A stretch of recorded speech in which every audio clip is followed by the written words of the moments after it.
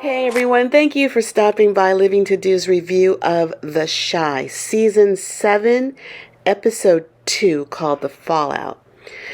This episode was very much like a setup episode, a filler episode, because not much happened. People just looks like they're getting in position to make something happen. So first we see Nuck. He meets up with the preacher. And he wants to get some spiritual guidance since he's paying $2,000 a session. Ezekiel, he's the preacher. He's telling Nuck that he needs to be noble. He's trying to give him advice how to change himself. Nuck says that when he kills somebody, he has like an out-of-body experience. Him and his head just, they're not vibing. He thinks he can't do what the preacher is telling him. So the preacher is opting to give him his money back. Later in the episode, we find out, Nuck finds out that Tiffany is pregnant with Rob's child. And he killed Rob, so he feels guilty. He told, Tiffany he won't be taking money from her anymore. So he goes back to the preacher. Knowing this information, he feels like a monster. And the preacher's telling him, you're not a monster, you're a child of God, just seduced by the devil. At the end of the episode, we see Nuck. He's in church listening to the word of God, but will he be a changed man or change his line of work? I guess we'll see. That's where Nuck is at this point. We see Damon, who is Emmett's half brother, and he got his nails painted black. And when Emmett noticed it, Emmett wondered and asked him if he was gay. Damon said no, but he keeps an open mind. So what does that mean? Damon says it's all about energy. So what kind of scene are we about to see this season with Damon? Who's Damon gonna get with? A man this season? Is that the new thing? We're just whatever's clever, we just don't know. Damon was working the cash register at Smokey's when he first met Bacardi. This is the first time him meeting him. And even he noticed his nails and kind of took a step back at him like, what is this about? They talk edibles, and Bacardi says that he doesn't like edibles because they upset his stomach. One? How many are you taking? Anyway. Later, we see Bacardi and Damon. They're sitting on the couch. Look like they're at the lounge because they're a part of that men's group. Anyway, they go to the lounge and they're talking business, and I think it's going to be dealing with edibles. Actually, I don't know if they are. It just seems it's headed in that direction. Tiff told Alicia that she's pregnant. Alicia is so excited to have a grandchild coming into the world after her son Rob was killed. So she's over the moon happy. She's invited Tiff to come live in her house, which Tiff does. And, EJ's living with his father during this time. She even gives Tiff ownership of the cigar lounge and the barbershop. I don't know if it's ownership or she's just running it.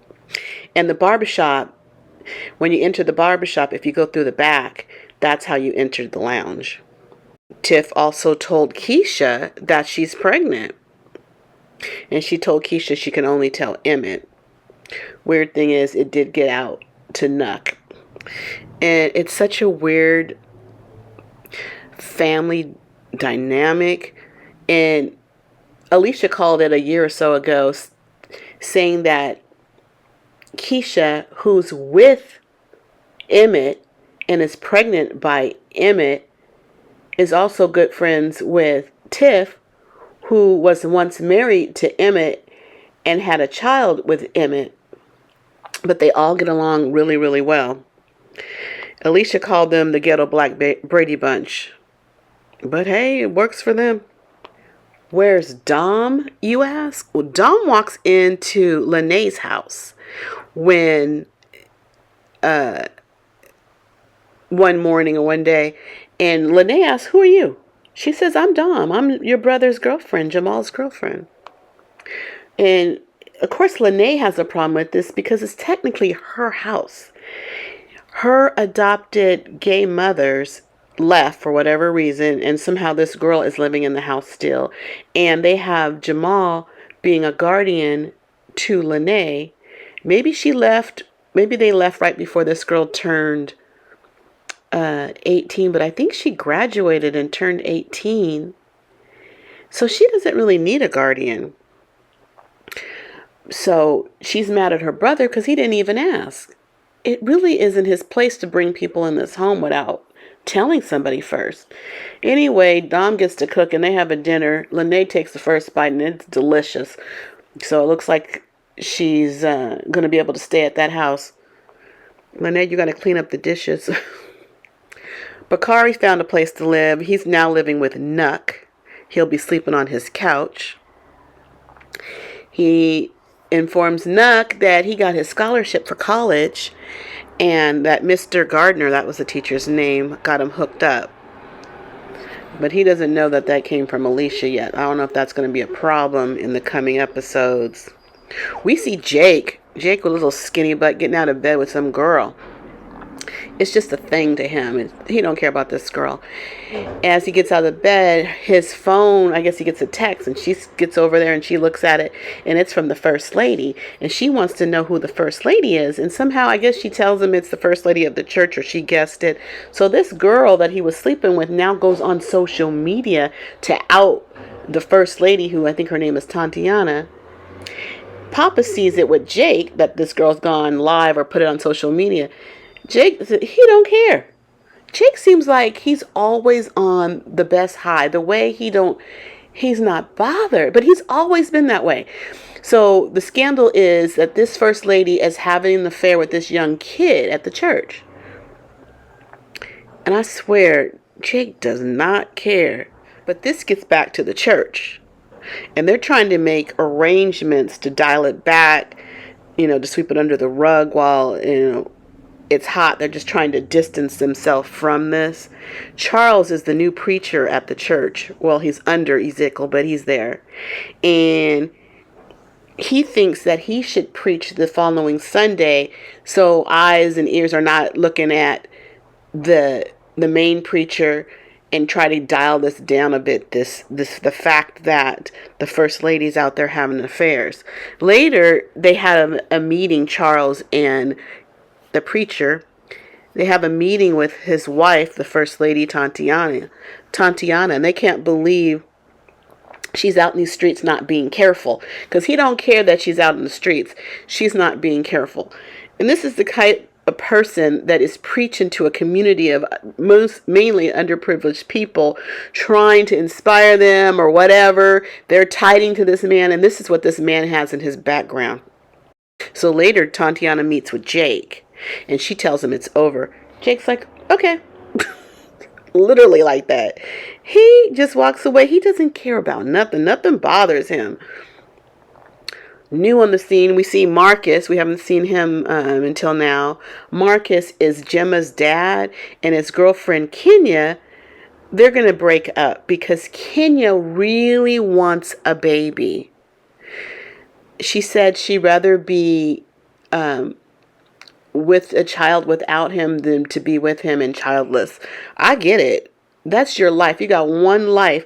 Don't miss the time period that you can have a baby, because what else is there? I mean, this man, who knows he's going to stay in your life, and then when he's out of your life, you can't have your own child. And honestly, that's what I think life's about, but that's just me. So of course she wants a baby, but he just won't give it to her. So I wonder who's going to get Kenya pregnant. That's interesting. Well, we have little Ronnie, Keisha's baby, Nuck.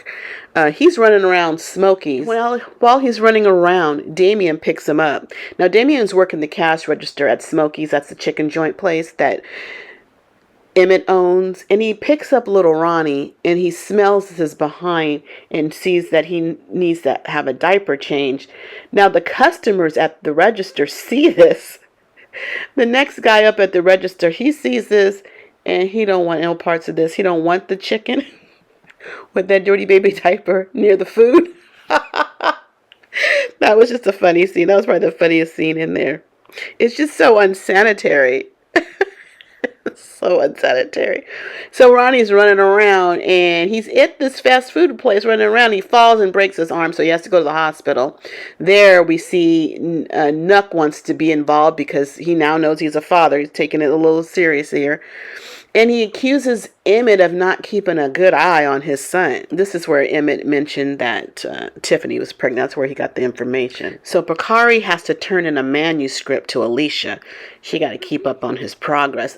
So funny that she gives him this scholarship to better himself. She really wants, that's what she wants. She now wants to see, projects or where he is. So wherever he is in this manuscript, she's going to read it. He comes over to the house to bring it to her.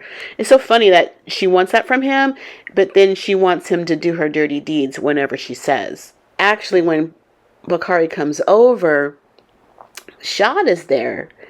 And she takes the manuscript. She's going to read it. And she called him handsome is what happened. And before this happened, Shad had a conversation with Victor, saying how he's living up there with Alicia in her big old house, and she likes him young, and she even likes him younger than Shad. So that was playing in his mind when Bakari came, and she said, "Okay, handsome," or she said something, and they both answered her, thinking she was talking to them. She was talking to Bakari, so I think that got into Shad's head, thinking, "Oh, you gonna take up with this man, this boy, he's younger than me." And then she has Tiffany living there, and that wasn't discussed with Rashad, and so he felt a certain type of way, and he addressed it with her, and she says, he wants to be the man of the house or feel like a man. This woman has a big old house. She is way older than you, and she's not going to relinquish any type of power controlling anything in her house. So step back, young man. And I don't want to see Alicia with Bakari because that's just too sick. That's just too sick for me.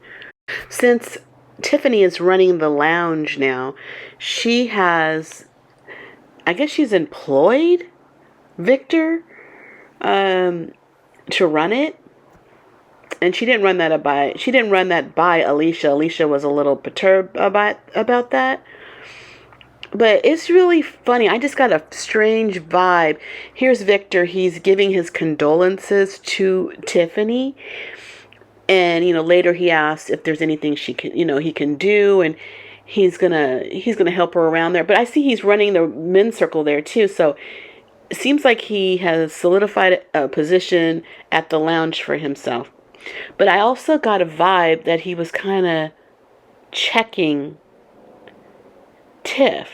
He doesn't know that she's pregnant at this point, but he looked kind of interested, which his girlfriend Fatima has left him in the last episode, so he's without a girl. So I'm wondering, what's Victor going to do?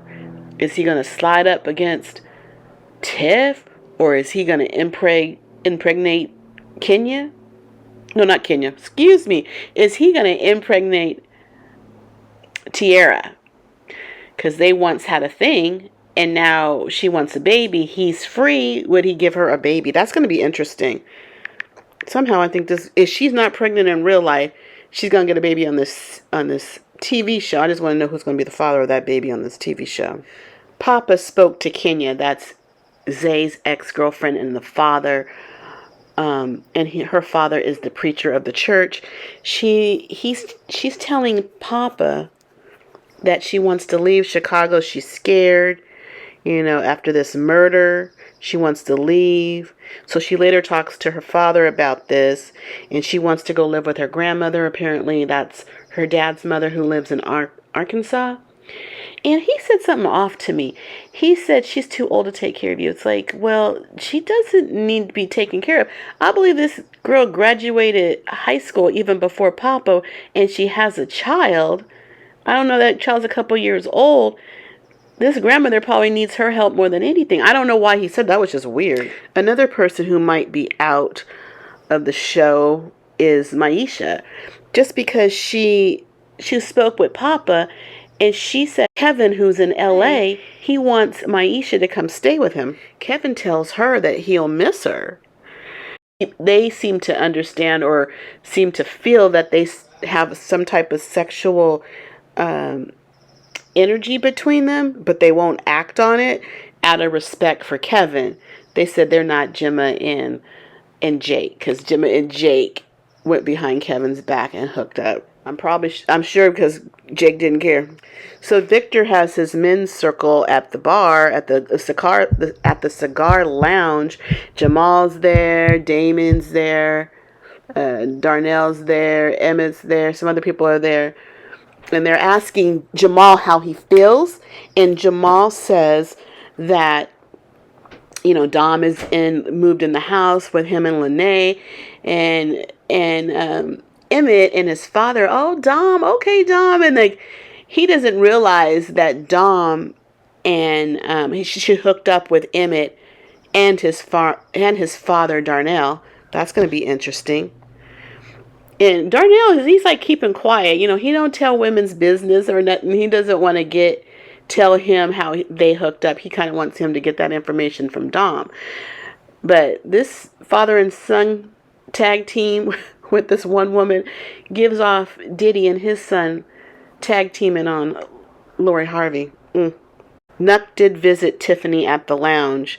He used to do business with Rob before he killed him. And Tiff has no idea that he was killed by Nuck. He gives out his condolences. He won't be taking money from her anymore. He's also congratulating her on her pregnancy. But he kind of looks interested in Tiffany too. But he knows she's pregnant. I don't know if it was just look of sorrow. I killed, your partner in life. I don't know. I just want to know who's going to get with Tiffany next. So there wasn't a lot of drama. But I still enjoyed watching the characters. But that was it. So I don't know, it's just building up for the rest of the season.